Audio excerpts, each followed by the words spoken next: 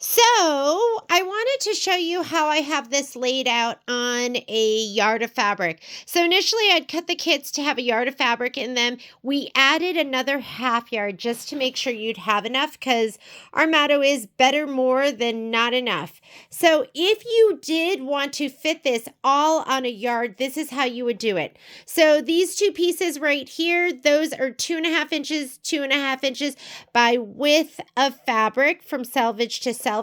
From this side to this side, it's 1 yard. So this is 1 yard of fabric.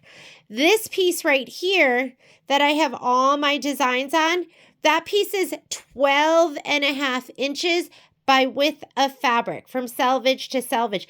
I was able to fit every single design on here except one, and I had to squeeze it there on the very top. Okay.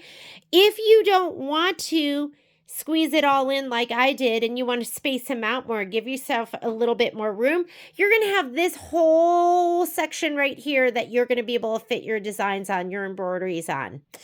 Then you're going to need this last piece here because that is 5 inches.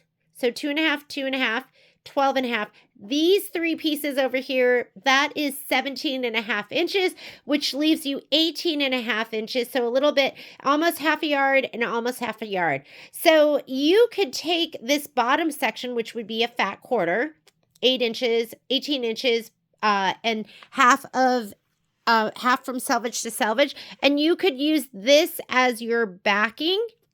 And then you'll have that other fat quarter, the other section here, which is going to, ours is a little bit bigger. So 18.5 by about 22 inches that you're going to have so you can do any of the other embroideries.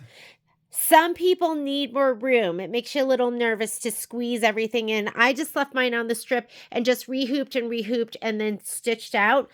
Me, because I like to save as much fabric as possible, after I sew these all together, press them and trim them, press them and sew them all together, I will most likely take mine and lay it over here sideways because you'll have about 1/2 inch of fabric right here and 1/2 inch of fabric over here. For me, that's going to be enough.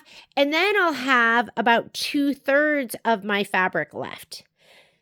But I don't know, maybe when I do my video, because I will do a video finishing it all, maybe I will go ahead and just do it like that.